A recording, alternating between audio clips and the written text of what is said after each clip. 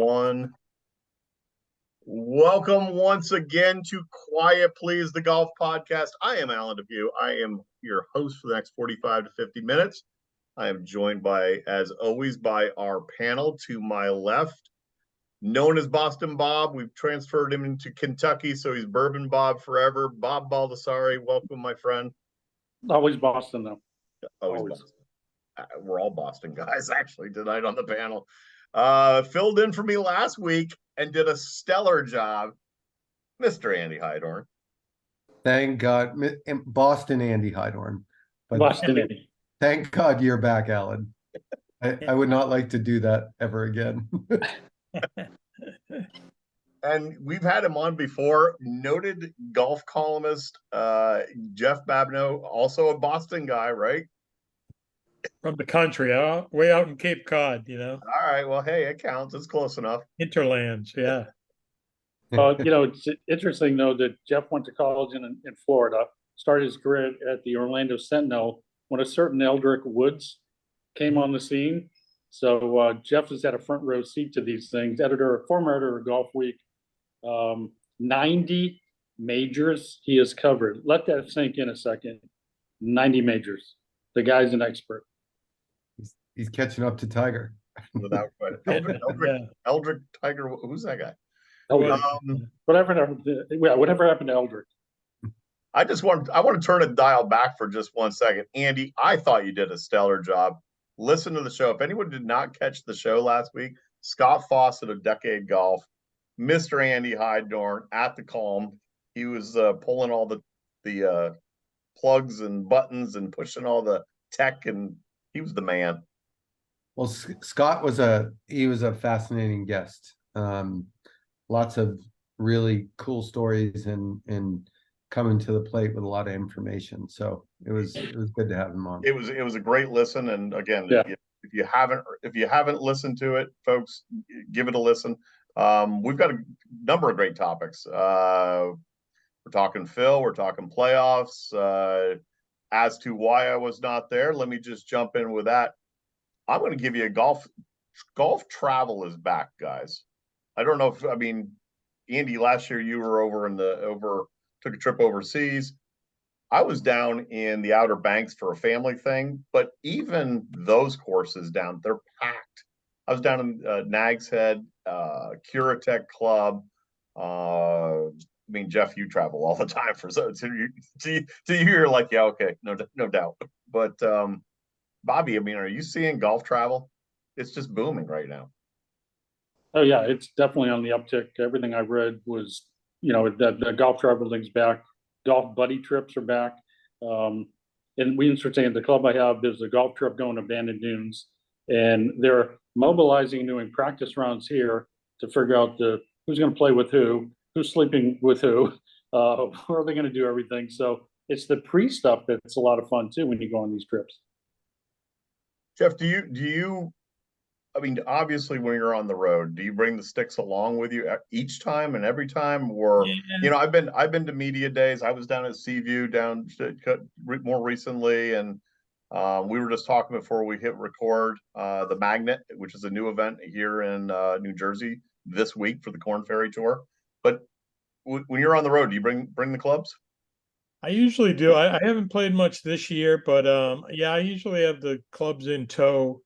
For a lot of years, we'd get to play the major venues on the Monday after. Mm-hmm. I did this year at the PGA at Oak Hill. It was the hardest golf course I've ever played in my life.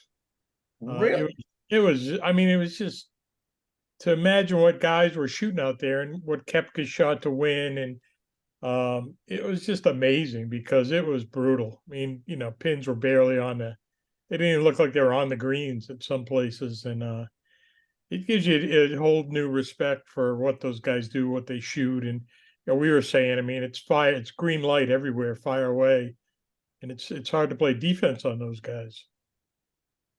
One of the years when I was with Callaway, we were hosted down at the TPC, and if you've ever done the Monday after the TPC, Jeff, like we did that. That golf course that particular year was really firm and hard and kind of baked out. it was impossible. And Yeah. they kept all the Sunday pins in the same spots. And if it brings out a bigger point, right? A lot of people love to consider themselves golfers at a particular level, and it's easy to compare to what PGA Tour players do. They have no idea the difference in the challenge of just the conditions of the golf course and the golf courses themselves. It's just so different. Yeah. I'll never forget one story playing Medina the day after Tiger beat Sergio in '99. And if you remember, Tiger made this great 10-footer on the 17th hole. And you didn't think much of it. We're there 24 hours later.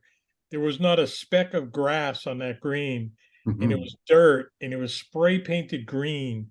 And he made a 10-footer. I always think it's the greatest putt. That and the one at Torrey Pines to get in the Yeah. playoff. Yeah. It was up in the air and spinning. But he made it on dirt, and it was just an amazing thing to see. A day later, you're like, wow, that is an amazing feat what he pulled off here. Where, Jeff, where would be is that the toughest one? If you had to think back to in your 90 plus majors that you've had the opportunity to tee it up afterwards, was that the toughest setup to ESL, or was it this year up in Rochester? Oh, the toughest test for the pros? Yeah. I probably would go back to like a wing foot or something. One of those years where, or Bethpage, where you had pros in the field not able to reach the 10th fairway, aiming at the crosswalk. Corey Pavin. Just impossible tests, right? I mean, yeah, there are some hard ones out there, but it's just really hard to challenge these guys. You need some wind, you need a little help. You need the elements to kind of give them the full test. I remember Shinnecock one year was they went a little bit overboard with trying to test them. Yeah.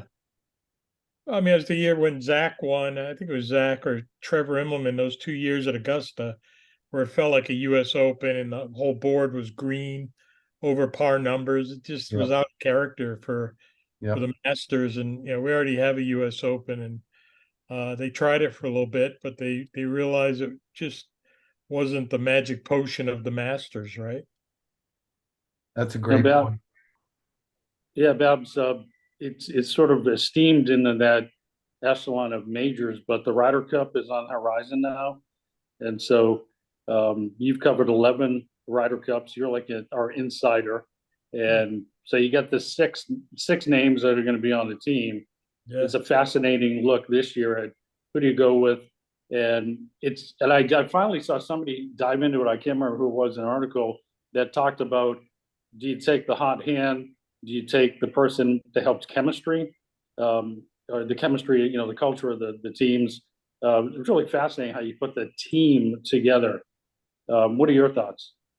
Yeah, I mean, I'll take a step back and a bigger look at it. Is think of where we were when we left Whistling Straits 2 years ago. And everyone's talking about this is a U.S. team that's going to win the next 5 Ryder Cups.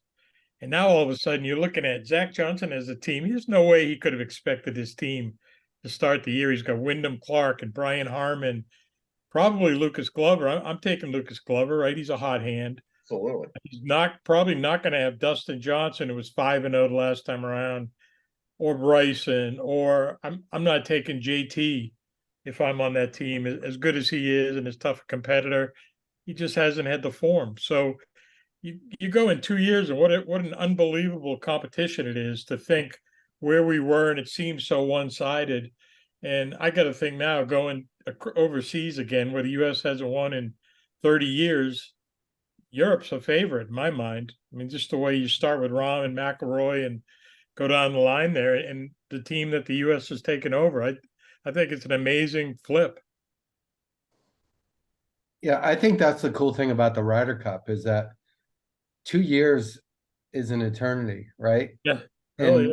And we've talked about this a lot, especially when the live players started to defect, and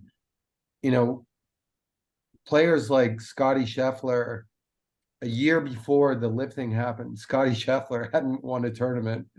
Will Zalatoris was nobody. Cam Young was nobody. And all of a sudden, 1 year later, those guys are battling out for every major. So the guard changes pretty readily these days. Andy, I mean, do I you want think that, do you want to go on record and make your predictions on who Zach goes with then? You know, I'm torn on the Justin Thomas thing and the Lucas Glover thing, right? Only because, you know, the Lucas Glover thing, he's obviously the hottest golfer on the planet right now. But, you know, who knows that the Ryder Cup's still not next week, right? So there's some time. And for the same reason, it's hard to count out Justin Thomas because there is some time and he has shown that he's turned the corner a little bit. So I think it's tough. And I think some of the guys that are in that group of secured spots, you know, if I had my choice, I'd think hard about whether I wanted them on the team. Hey, Bab, do you think, years ago, I remember that it would be a beginning of a 2 year period. Some guy get hot in the West Coast swing or early in the first year, and then sort of coast. You wouldn't hear from him for a year and a half. All of a sudden, he shows up the Ryder Cup. You're like, oh yeah, that's right. He's still on the tour. So I mean, they've made a lot of changes, made it relevant, skewered some of the points more to the recent. Somebody's playing hot, but still, I mean, top six. Like, you finish seventh in the points and you don't make it, you got to be kind of miffed. I mean, there's got to be. It just seems it's gone a little bit the other way. Maybe 8, 9. I mean, we're splitting hairs, but I don't know. What do you think about the new changes there?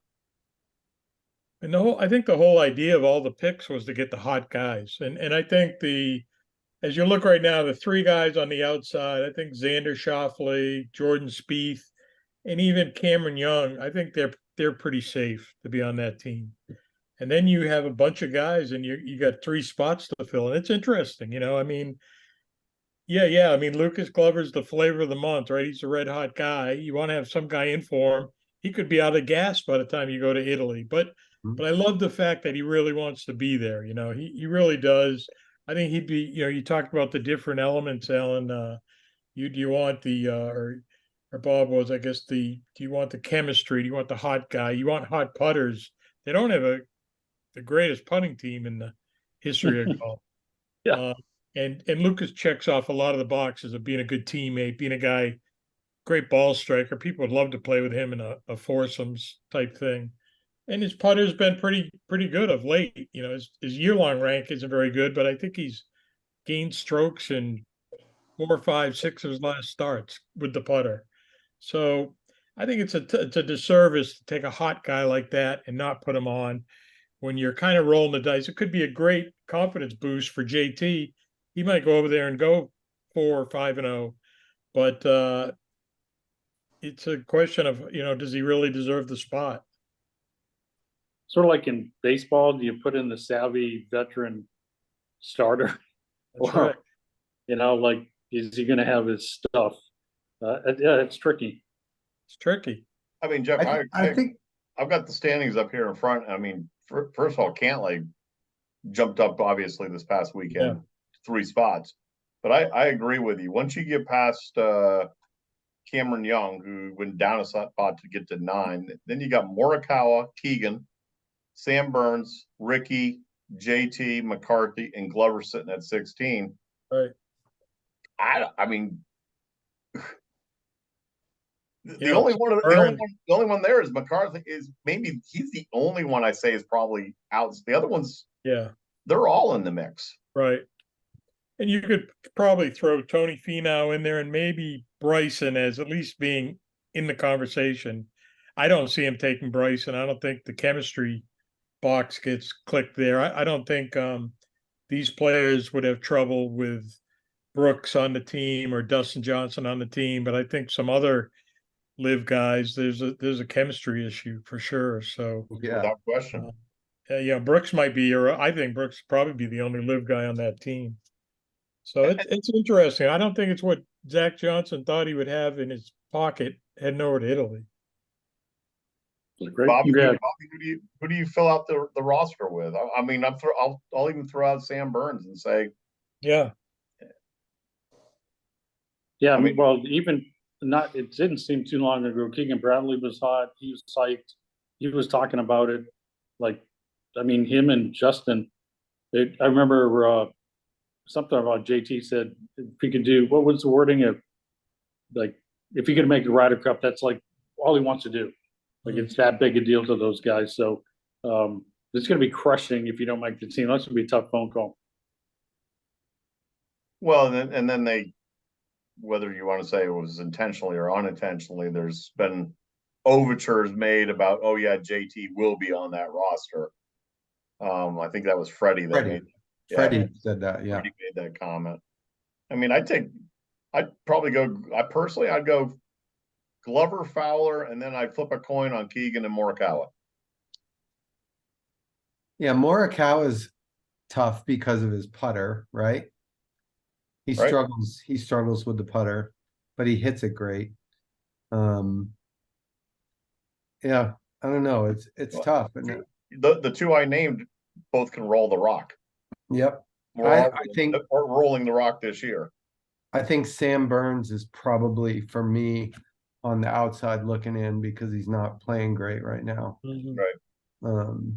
But Sam Burns is Lucas Glover, and Lucas Glover, or you know what I mean? Like there are times where Sam Burns is every bit as hot as Lucas is right now. It just can shift. And he won the Easily. World Match Play. Yeah. So that's a good one to win if you're going to win one event this year on a Ryder Yeah. Cup. Yeah. Great So- putter.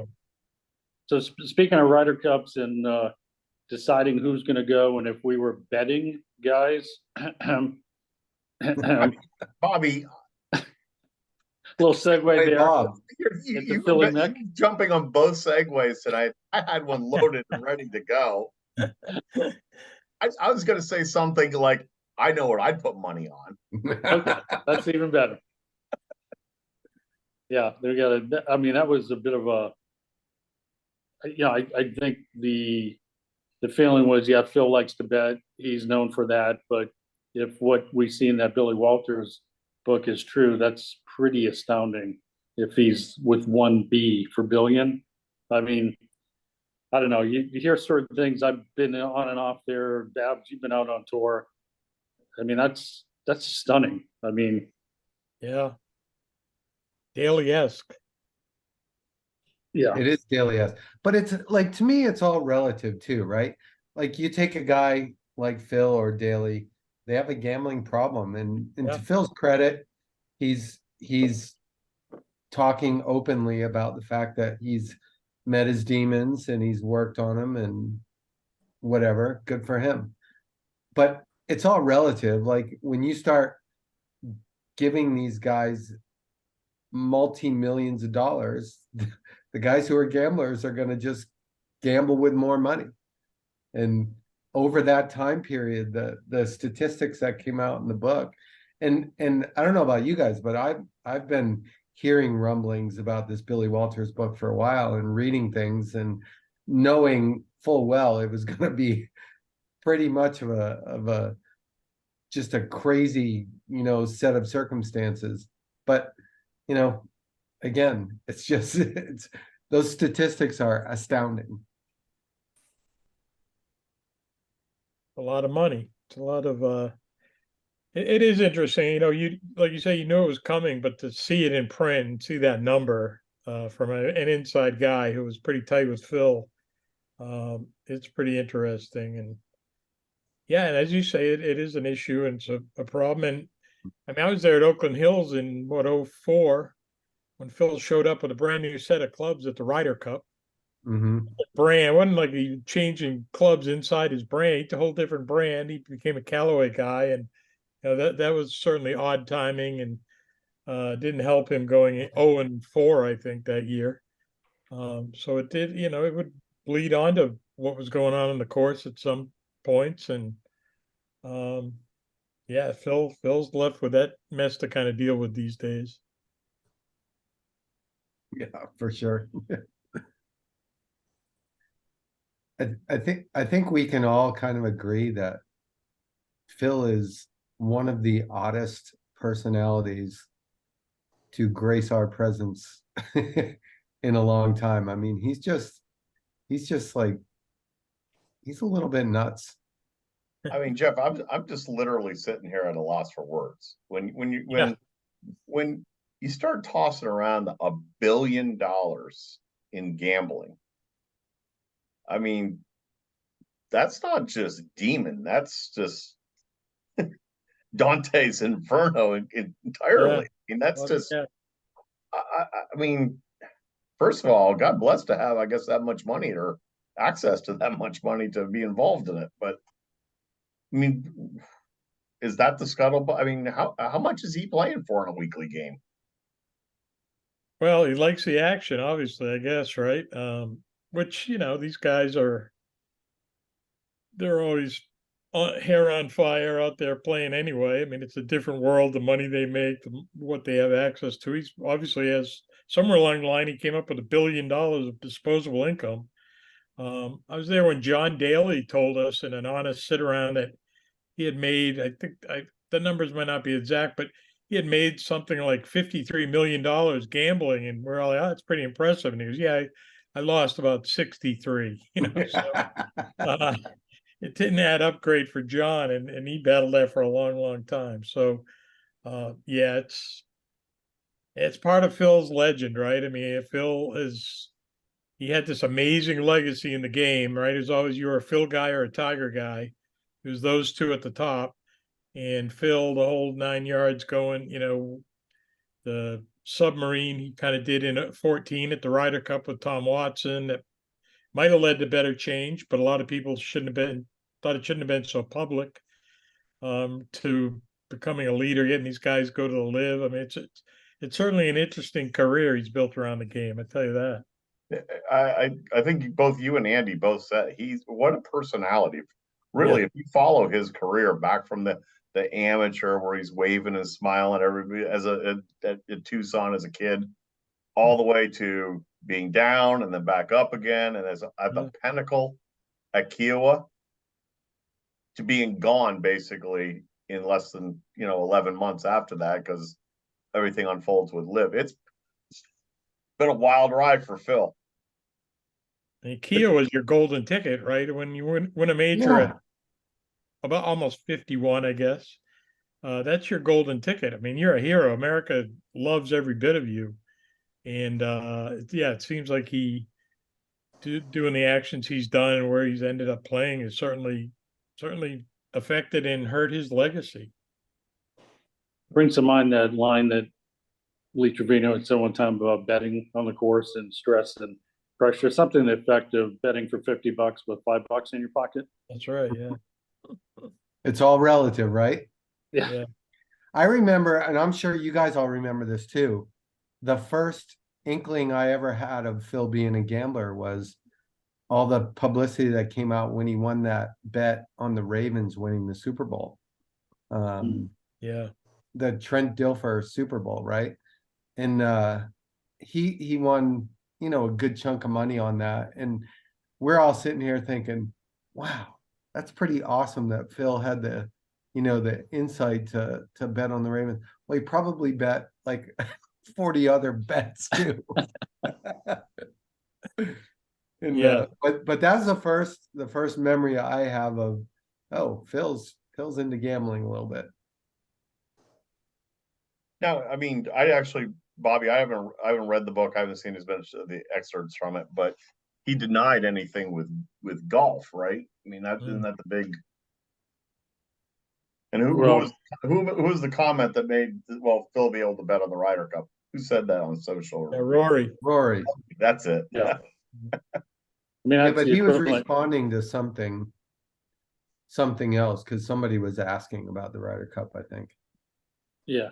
I mean, that's the equivalent of like Pete Rose betting on baseball type of thing. Right. I suppose, I don't know if that's the best analogy, but I know we were talking earlier. Here I go again, Alan. That on the LPGA, or Andy was making the comment, the LPGA. Hey, just before you move on, Alan, You go away another week, you're gonna lose your segue Yeah. gig too. I'm telling you right now. Brendan's working the tech last week. You're quarterbacking the show, and Bobby's doing the segues. I'm going back on vacation, boys. Well, Jeff, come on back up here to Jersey. We'll go over to the Magnet and play a little golf at my place. Yeah. the reason Andy did so well, he kept his head down, his left arm straight, piece of cake. That's probably a reference to my my avatar he took of me, also, right? You're loved beyond loved, and we need you. So I'm just, I made a couple birdies. I'm on a roll. I'm firing up this one. I'm just in the cart, buddy. Keep driving. Yeah, and I forget what I was going to say. I thought we should applaud a couple of ladies that won championships this week, and because quiet please, we do afford lots of time. We have great esteem for the women's game, LPGA, and Lilia Vu wins the Women's Open at Walton Heath. Amazing show there. And then, let's talk about that first. I mean, Babs, you've been over to cover the men's Open. Have you ever covered one of the Women's Open? I don't think I've covered a women's, I've gone to a lot of US Opens, a lot of women's amateurs, but not the one across the pond, no. Yeah, she was impressive, and I think like she fits right in with the theme of this year, which is a lot of redemption, right? I mean, watching Keegan win again, watch this run by Lucas Glover. Lilia Vu, her first go around on the LPGA was a bit of a disaster. She had a great college resume and went out there and just missed a ton of cuts and had no confidence and just had to go back. She went out to what's now the Epson Tour, got her card back, and it's been a huge success. I mean, 2 majors this year. It's obviously like we're watching all these golfers kind of reinvent themselves, and it's kind of good to know. I mean, I'm 60. I'd love to reinvent myself as a golfer out there and get it good. But I think that's kind of the beauty of golf, isn't it? I mean, we get all these storylines that you never really expected to see.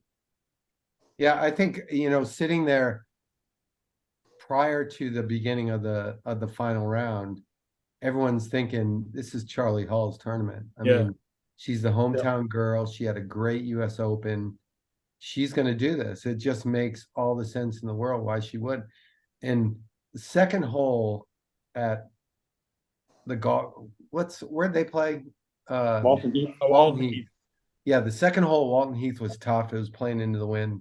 They were all making bogeys, and Lilia Vu drills a shot in there to like 12 feet and makes birdie when everyone else was making bogey. And that was kind of the end of it. I mean, she played great all the way through, but Charlie never really threatened. Nobody threatened after the second hole. You guys are the swing experts. I watched Charlie Hull a lot at the women's US Open this year at Pebble. She has a violent swing. Yeah. I mean, the speed of that swing is unbelievable. It takes you back because it just looks almost out of control. Like she's trying to, do a Bryson from the back of the tee and see if she can swing it that fast. It's amazing. And he She calls had that like abbreviated follow through. Yeah. Going on. That's the part that amazes me. It's like keep the feet on the ground. Yeah. Andy calls that swing with intent. Yeah. Right, Paul. Right? Yeah. There's intent. You listened last week. I was listening. Yeah. I was taking notes. Yeah. No, it was impressive. And then Megan Schofield, if I pronounced that correctly, wins the US Women's Amateur at a pretty Tony club. Would that Babs, you're the word guy. Like, how would you describe that? I like that, Tony. I like it. Bel Air looked awesome. Yeah. I mean, it's probably one of those, the tweezers on every, clippings, and I think they're going to go over the top on conditioning. But that people forget. I think they kind of tune in sometimes, even for the men's, and see the Sunday. I go, oh, geez, 36 holes, but they're young. They forget it's like, what, 9 or 10 rounds that week? It's a grind. Yeah, it's a grind. Really cool golf course, though. Mm-hmm. A I'm lot of done. the best I won't go championships. anywhere. I was just gonna say, I'm sitting. I told you, I'm in the cart. I got a transfusion in my hands. You keep rolling. Time to get back on the horse, Alan. Let's go. Yeah, I mean, in Alan's neck of the woods this week, the golf course will be the Star, right? The Corn Ferries out of Matitaconk, and Corn Ferry's up at Matitaconk, first time back in New Jersey. A lot of local flair this year. They're for this. I actually had a Corn Ferry / former PGA Tour player trying to work his way back there. Will McGirt came to my place today, batting it around a little bit with his son, which was great. Just chatting about the golf course, and but I want to I want to bounce back to something because I saw somewhere on social, maybe you guys with more knowledge of the swing that one of the top players on the PGA Tour in terms of accuracy, where they would rank off the tee in accuracy on the LPGA Tour. I don't think they cracked like the top 100 or something, isn't it? There's some crazy statistic. Okay. Yeah, it was so, fun. Did you see that, Andy? yes, and there was a lot of back and forth on social about that. And Yeah. you saw the same stuff I saw, Bob. Yeah. Yeah. you talking like a fairway percentage? Yeah. Correct. Yeah, I mean, a lot of those LPGA players, you don't blink if they're 77% fairways hit. It's kind of amazing. Right. Andy, Exactly. you want to chime in? Well, they people who are much smarter than I were talking about this rule of triangulation or whatever, but it just had to do with the more speed you're swinging with, if you're off by a certain percentage, the further the ball goes, exponentially your ball goes further offline. And if we all sit back and think of it, and again, all due respect to the ladies game, but if we sit back and think about it, Calvin Peete was the most accurate driver in the history of the men's game. Well, he didn't hit it anywhere, right? So he just kind of bunted it down the middle, and I think there was a crazy stat that in his whole career he only hit it out of bounds one time or something like that. But it's just easier to keep the ball in the fairway and relatively close to the center line, the slower that the speed is. And Andy, here's the whole reason I went down that rabbit hole is because I want to bring it back about me. And that's why I'm now hitting more fairways off the tee, because I don't generate as much club head speed. Because you have that 42-degree shoulder turn. 69 degrees. Sorry, 69 degrees. Sports box verified. Yeah, thanks a lot, Sportsbox, for ruining my confidence. Yeah. All right, so back to Matitaconk. Jeff, you should have come up. Great golf course. Great golf course, 27-holer, the Magnet Corn Ferry event. I think they're going to light it up this week. I think they're going to go 15 to 20 under there, even though it's a solid test of golf. The defense is the undulation on the greens of this place is insane. If they got those, and they usually do have the greens stimping fast. We'll just say fast. And the undulation is going to make it extremely challenging. Maybe the best practice facility I've ever seen in my entire life. But it's going to be interesting to see how those guys. There's a golf course, and that's why I thought of it. There's a golf course that's absolutely made for the ladies, in my opinion. But I think for years, didn't Val Skinner did a big cancer outing there? It was always at Matitaconk. I believe Raised so. a lot of money. Yeah. Yep. I believe so. A lot of the LPGA players know. You guys had a lot of events in Jersey this year. It was the state to be to watch a little golf. Especially if in the women's game. Samantha Wagner, friend of the show, was definitely up here quite a bit. Down at Seaview at the KPMG. Baltusrol, Baltusrol, absolutely. Yep.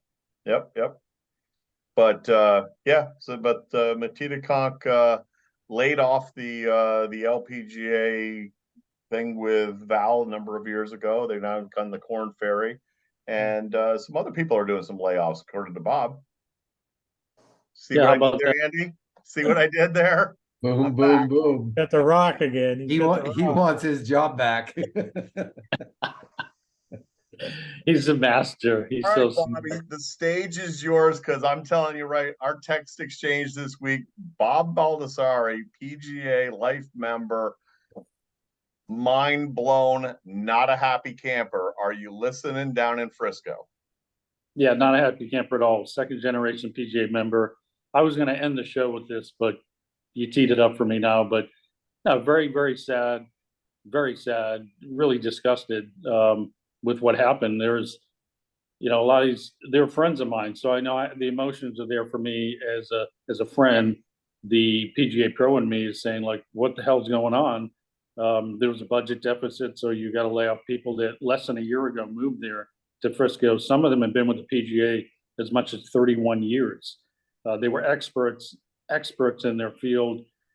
It's just really, really sad. I mean, the Sethwa memo that went out to the USGA about the model local rule, I didn't see any of it. PGA pros didn't see any of it. That made me mad. It's just some things that don't sit well with me as a PGA member. By the way, I was the national chair of the PR committee. I was a section officer. It's not like I sit on the sidelines. When I was young, I didn't like some things in the New England PGA. My dad, PGA member at the time, said, well, if you don't like them, then get involved. Don't bitch and complain. So I got involved. I do get involved. I've been vocal at meetings. You go back and watch annual meeting tapes. I mean, I will say my piece, and I don't like what I see happening with the PGA America on a bunch of different fronts right now. In the move to Frisco and everything that transpired, it just really, it makes me very sad. It makes me very mad, and ultimately, it's extremely disappointing to see the things my dad did, the generations before us, and the state of it now. With you know, I know a lot. I know too much. I'll leave it at that. I don't want to get ostracized. I don't want to get blackballed, but I just know a whole lot what goes on in that building. I worked in there for 12 years, and it's not right. Bob, explain for our listeners a little bit about what's going on and why they just laid off a bunch of people and their overall financial cash situation. Just explain to everybody like what the details are. The cash situation is off the charts enviable. It's off the charts solid. You could move some monies over, and I'm not, a few $1 million in the hole in the deficit is real money, but it's not as if there isn't the wherewithal financially. The person at the very top, per se, you could say now, had I thought, illustrious career in banking. And so you'd think that person could oversee things at a very high level, but maybe that's not the case. I don't know. There's 41 PGA sections in the country. So that's sort of, I relate to people that there was the United States of America with 50 states, PGA sections, 41 sections. PGA America is sort of the top governing body. But there's, a brand new building out there in Frisco that they spent tens of millions from all outside optics. They're in great shape. And then to hear 22 people were laid off, I mean, I think there's some questions that need to be answered. So Bobby, as we met because we were both PGA golf professionals. I'm a former PGA golf professional with their expensive magazine subscription. Here's my thought. My thought is they're about to come to their Super Bowl. This is their Daytona 500. The Ryder Cup is their cash cow. It happens in less than 6 weeks. And they allegedly have a very good war chest, and they're short. I think the number was 6 million I've heard tossed around, right? So they're going to have to lay off these 22 people, which I also have heard puts them short or down. They were already short a certain number of people, and now they're laying off people. So they're either horribly bad at financially planning, or they're horribly bad at operating. Do we know which? or both. Yeah, it'd be nice to know which or both. One point to clarify though, when the Ryder Cup is in Europe, the PGA of America doesn't get as much money. They do okay, but when the Ryder Cup is here, it's a major infusion of tens of millions. PGA Championship every year makes a lot, obviously. Some of the other events don't do as well, but those are the two big ones. And yeah, it would just, that's why I was saying earlier, it's nice to get some answers to questions about what's going on as a PGA member. I'm entitled to it. It's like a citizen of the United States. Like, hey, what's going on in Congress or the White House? You have every right to want to know. The books are open, but I mean, it might be 100 pages of financials. So I'm not a CFO. Jeff, you want to jump in? Well, kind of on the sideline on this one a little because I do a lot of writing for the PGA of America, but I'm certainly interested. It's an interesting conversation. I've been to the headquarters. I mean, it is an amazing place down there. And it's sad to see that I've lived the layoff thing. Hey man, I'm in the media business. I mean, the word layoffs in our business is a daily conversation. I saw a thing yesterday where the LA Times sports section, I mean, the LA Times, think of the teams you have to cover in that town, has one person on its copy editing desk. In the old days, we probably had 25, and it just saddens me. It involves good people.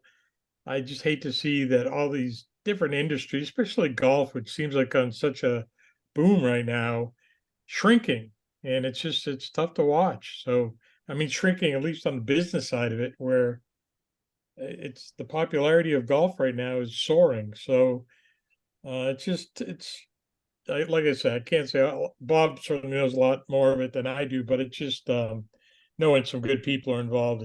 It's tough to watch.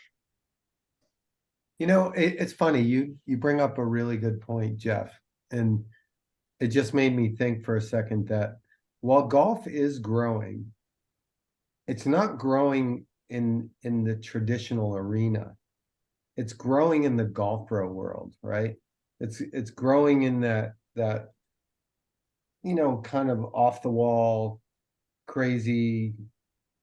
It's just there's different subsets in our game.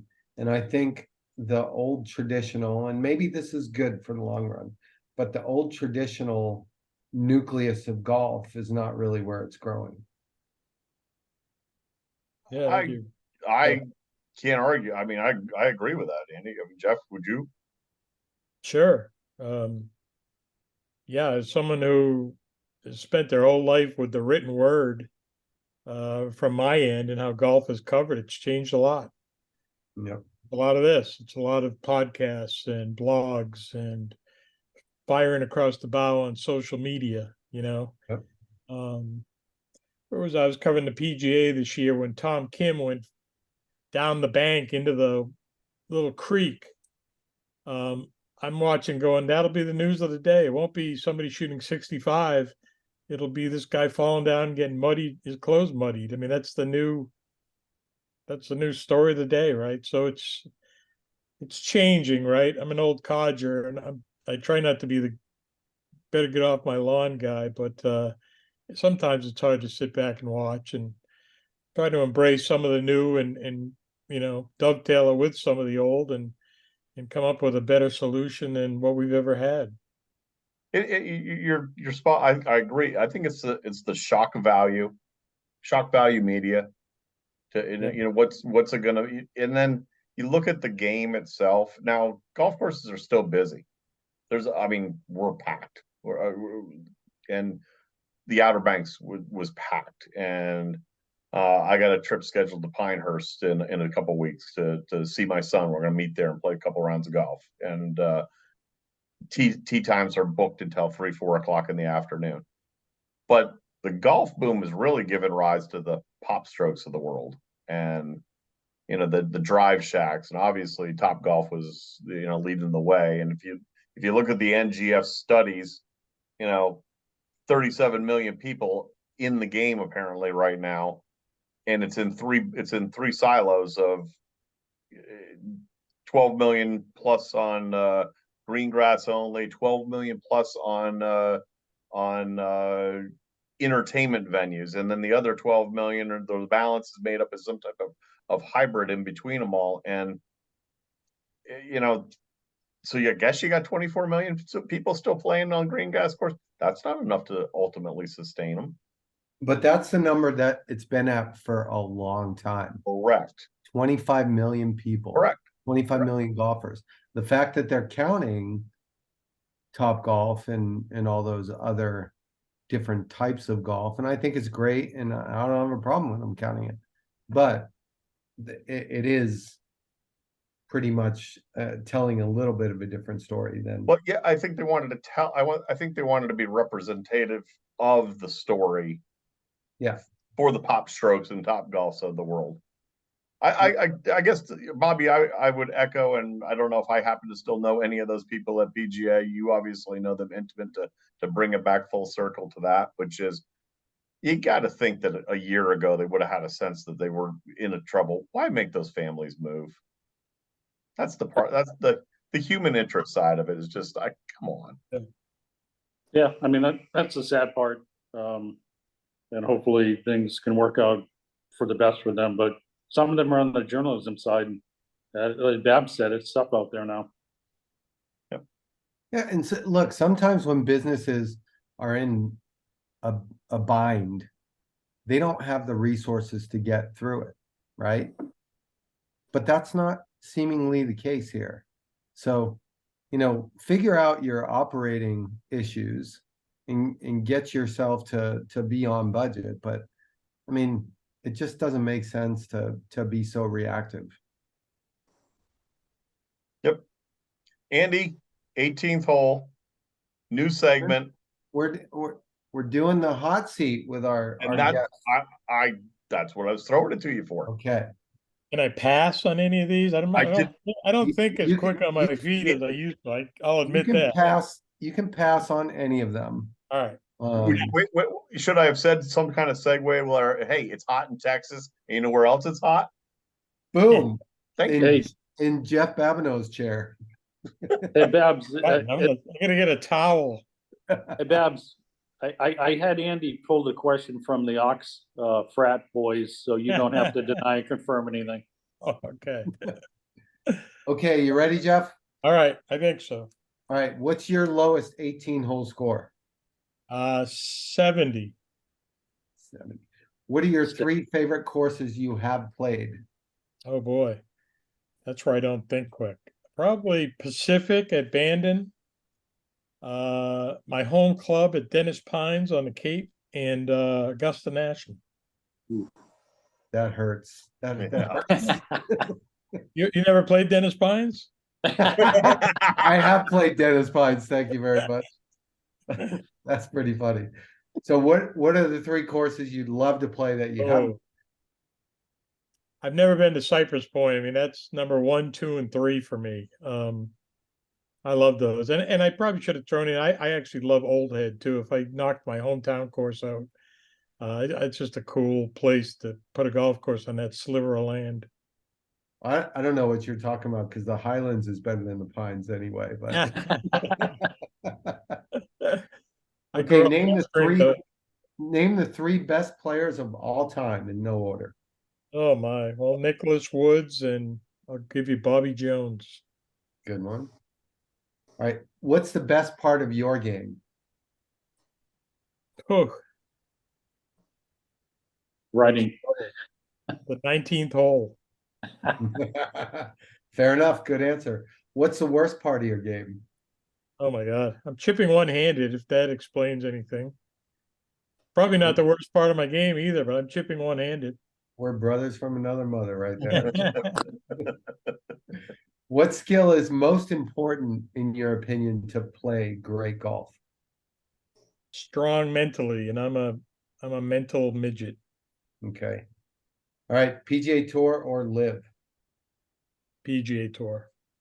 All right. Who's your favorite golfer, past or present? You can't say me. Sorry. I mean, certainly the most interesting golfer I ever got to see is Tiger. I mean, I've been at every one of his major victories, and it's you just can't, when he won that last Masters, I knew something big was still going to come because he's just that stubborn. Awesome. You survived the hot seat. You forgot the last one. What's the last one, Bob? How long will Belichick? Yeah. Yeah, Boston thing. How long will Belichick coach? Yeah, So do I like Bill Belichick? I'd have to think about that one. I like Yeah. the rings. We'll do what's best for the team. That's right. Do your job. Yeah. Bobby, 18th hole, final thought. Okay, this was at my club, something I guess I've always thought about, but getting back into the green grass, when people try to hit the range picker and it's a game to hit the picker, I noticed that their swing is just more natural, more fluid, less thinking. They hit some decent shots. I might go flying over it. But it's just an interesting, fascinating experience to see this in action. It really is. It gets to the point where people, I think, overthink and to freeze over the ball. So if you're having trouble with the golf game, go try to hit the range picker. Awesome. Andy? Alan, that's my advice to you. So I just have an interesting observation as these live events continue to come and go without much of a whimper, right? I mean, Bryson shot 58, which was awesome, but they just seem to lack in relevance so much. And something I've noticed is Brooks Koepka is playing out there on live without wearing any live gear. I don't know what that means, but I saw he was all Nike'd out with no smash or whatever team he's on. Can you name his team? I think he's on Smash. Well, you might be right. I don't I know. think it's Smash. I Jeff? know he's on Matt Wolf's team. For a while. Yeah. I'm going to make the case for Lucas Glover to be on the U.S. Ryder Cup team. I love what he's done at 43. If you have 6 picks and the idea is get the guys that are in form, you can't reach back and take Justin Thomas because he was great last year. He hasn't made a 6-footer this year. He's 140th in the putting stats. He'll be back and he'll play on plenty of Ryder Cups. But I'm taking Lucas Glover with me to Italy on this plane. Here. And mine is going to be, I'm going to go to a short course. I want to recognize this because I like playing par 3 courses. It's the only game I can still play. I want to acknowledge Jackson Van Paris, who set a new course record at the Cradle, carding an 18. Whoa. 18, he had 7 birdies, an ace, and parred the 9th hole. Part the 9th hole. Wow. Joker. That's all I got. Bobby, Drunk. Bobby, do you want to sign us off? You took care of everything. No. I don't want to overstep my bounds. Thanks for listening, Jeff. Great having you on. Thanks for having me, guys. Anytime. Thanks, Babs. Thanks, Thanks, Jeff. Ed. Go Boston.